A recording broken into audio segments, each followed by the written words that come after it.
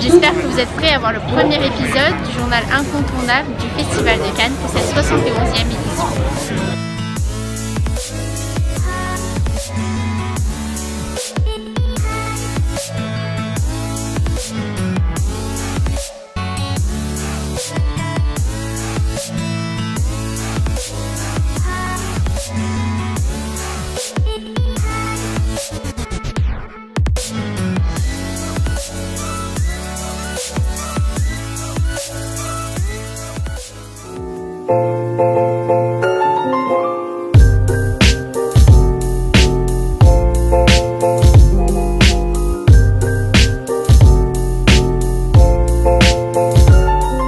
Bonjour à tous, vous pouvez aller vous asseoir, parce que sinon vous allez rester debout tout le temps.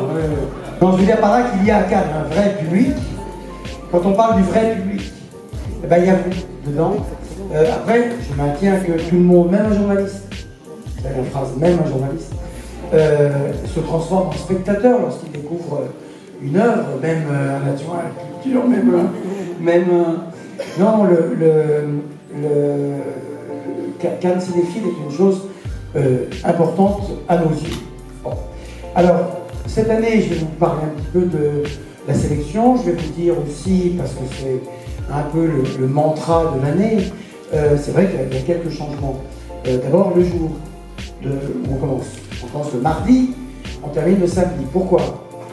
Parce que on voulait rééquilibrer les 2 semaines. On voulait qu'il y ait plus de soirées avant le premier week-end. Parce que ça correspond mieux à la semaine cinématographique. Par exemple, le film d'Ashghar Farhadi, qui ouvre demain, il sera en avant-première dans toute la France.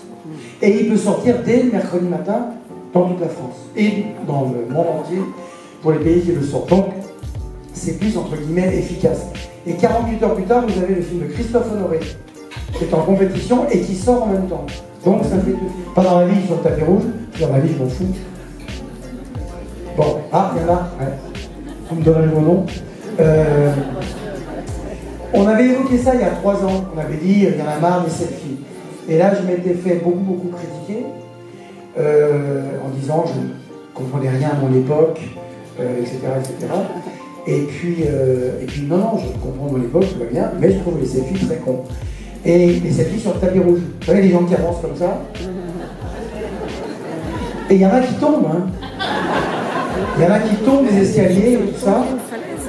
Et là, il y en a un qui dit chérie, mets-toi à la chaîne. Parce que c'est selfie et photo. Et alors, ils se mettent sur les marches comme s'ils étaient en plein Sahara, c'est seul. Or, il y a tout le temps des gens qui croisent.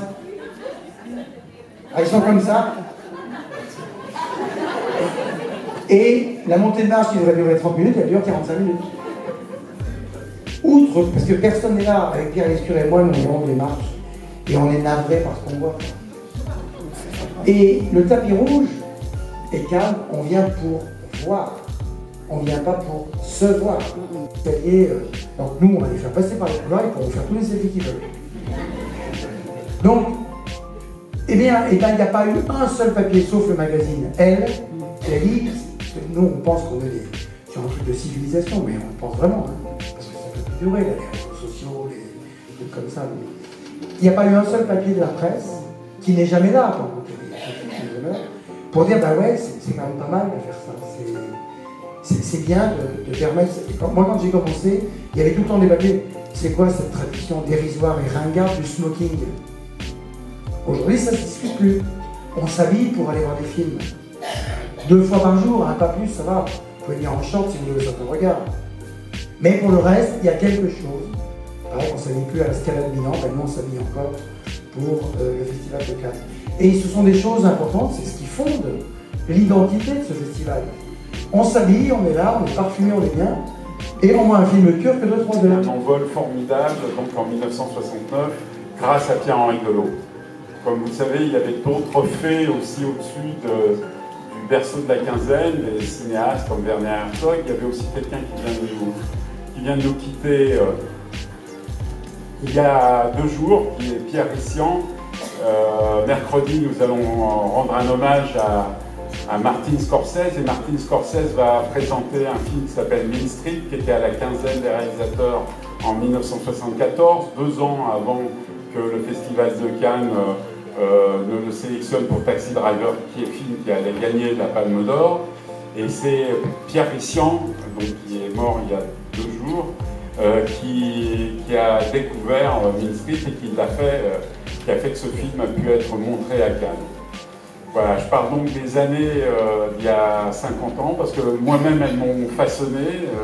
J'ai vu les films de la première quinzaine à Paris, La pluie à la carga à la machette, qui était le premier film d'ouverture de la quinzaine. Et je vous conseille donc de lire ce livre de Bruno Hischer, parce que c'est vraiment, il raconte extrêmement bien, et c'est un livre très drôle, qui raconte bien le joyeux bordel qui était en fait la quinzaine à son départ.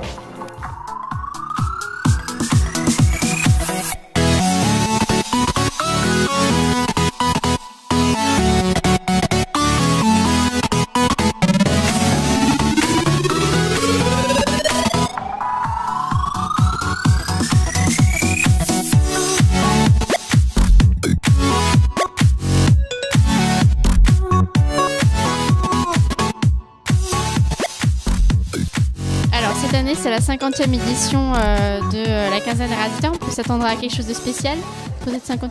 Non, il va y avoir des films et avant tout, nous on est quand même non pas porté à la célébration, même s'il y a une célébration qui aura lieu le 14 mai de cette 50e quinzaine des réalisateurs. On est porté à montrer des films actuels et donc c'est avant tout vers ça